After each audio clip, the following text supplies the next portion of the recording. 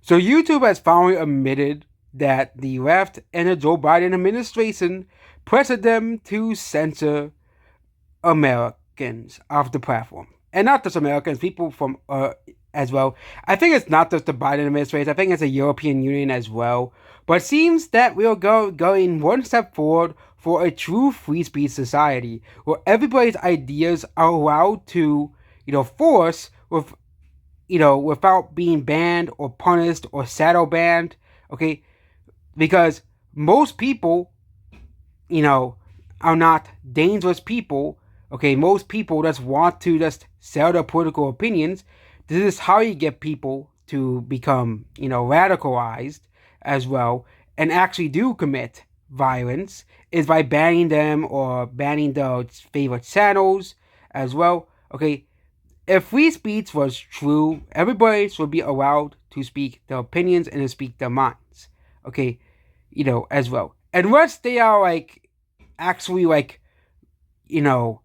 unless they're actually violating the law, let's say the PDF files or people like Hassan, who literally advocates for political violence as well. Okay, but most people on the right wing, which are the people who are being censored, have not really done anything wrong. They have not broken any rules besides disagreeing with the YouTube CEO, which is absolutely ridiculous. But I am starting to realize, and YouTube's trying to realize, this era of mass censorship is over. Of course, we still have a long way to go, but the era of mass censorship of people who disagree with the far left is over. People are now finally being allowed to speak their mind and as well. And X was kind of the first platform because yes, it's not a perfect site, obviously. There's still flaws with the system. There's still false reporting and false flagging, which it's gonna take a while to fully get rid of that. Okay, mass reporting still exists. There are still certain accounts that have been banned and are still banned to this day on X because of mass reporting and mass flagging as well. Okay, but it's still far better than it was 3 years ago, where anyone to the right of Stalin was banned. Okay, anyone to the right of Stalin was banned, was not allowed to speak their opinions, was not, and once they were like an extremely famous person, usually they're banned. Heck, they actually banned a sitting president of the United States because they disagreed with their political opinions as well. Of course, we have moved far past that, and it's now just these obscure accounts that, don't really have the backing of being a well-known account or having, connections with Elon Musk.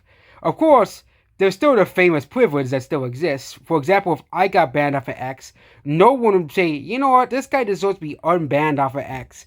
But at least on X, they do give people a second chance as well. Unlike YouTube, where once you're terminated, you can't make any more accounts as well.